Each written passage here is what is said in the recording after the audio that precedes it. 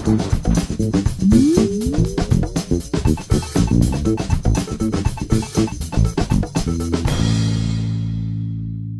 everybody, welcome to the YS Podcast. My name is Adam McLean.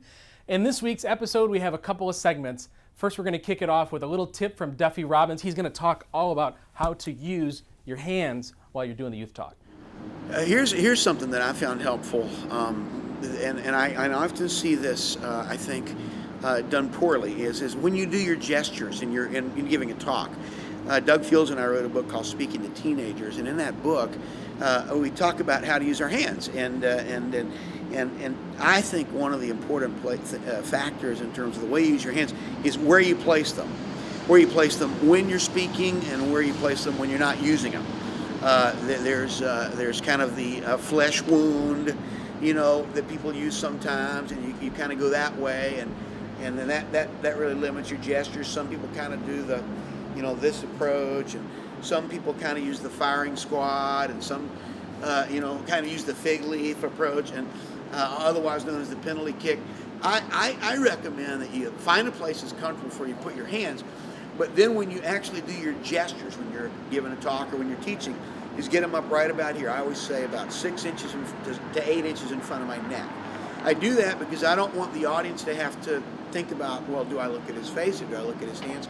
I want, in essence, in the same frame, I want them to hear two witnesses. One is my mouth and the other is my hands. And so I just would encourage you to practice this in front of a mirror. Let me just say, especially to those of you watching this podcast who are female, this is probably more difficult for you. My own experience in teaching my students at Eastern University, youth ministry students, when the girls give talks, I think they've been socialized to kind of, keep, within themselves, not be too flamboyant. And so you're especially going to have to work at getting your hands up. When you do gestures down here, it's basically like putting the blue light of a police car on the hubcap. It's lost there. It loses its emphasis. So whenever you do your gestures, get them up high like this. Thanks, Duffy. Now we know what to do with our hands. Are you paying attention to me? Are you paying attention to my hands? Anyways, recently I had a chance to meet up with Kerry Loescher. She's a professor of youth ministry at Oral Roberts University in Tulsa, Oklahoma, and she has this devotional thought to share with you this week. I think one of the hardest things about being in youth work is when you meet a situation or a kid and you feel like, I don't have anything to offer. I don't have anything here that's going to count or anything that's going to matter. And what's going on in their life is so big that really only God can fix it. And there have been a lot of days as a youth worker that I hear the stories of kids and it breaks my heart and it makes me tired. And some days it has made me want to quit. And wasn't that long ago, I was reading in the scripture, imagine that, and Paul was talking to Timothy, but really God was talking to me.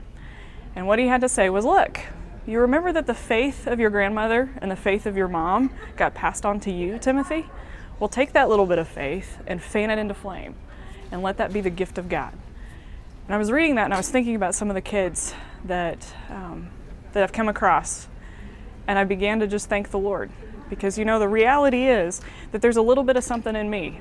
And if I can take that thing out and give it away, a couple of opportunities happen there. One, it could be blown out, snuffed out, just resolved, just like a match, gone. Or I could light that thing and watch the Chicago fire erupt. That kind of fire changes the landscape forever. It transforms everything around. Things are different as a result of that. And there were people in my life who had just a very little bit, and they gave it away to me. And that changed who I was forever. So when we think about what we have, sometimes it's not very much, but in God's hands it can do a lot. And if we fan it into flame, man, it can seriously set some things on fire. Thanks for watching our podcast today. As always, I want to encourage you to connect with me. You can send me an email at adam@youthspecialties.com, or look me up on Facebook or MySpace or Twitter or any of the other crazy social networks that you might have thought of during the podcast. We want to remind you, as we do every single week, that what you do in your church matters. You might not hear it from your boss, you might not hear it from the parents, but we want you to hear it from us, that what you do matters. It matters to those kids, it matters to those parents, but more importantly, it matters to the heart of God. We'll see you next week.